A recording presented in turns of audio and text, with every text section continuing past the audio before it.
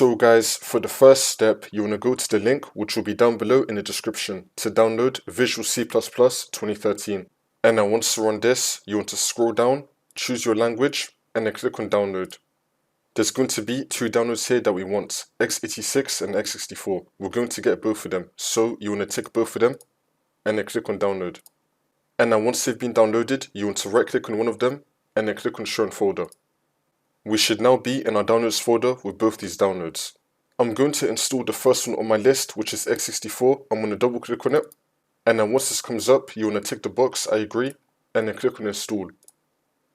And then click on yes. It's now going to install. Now once that's been done, we can now click on close. Now we're going to install the other one. For me it's going to be x86. I'm going to double click on it. You want to tick the box, I agree, and then click on install. And then click on yes. It's now going to install. And then once that's been done, you want to click on close. For the last step, you want to restart your computer, and this should now fix your problem.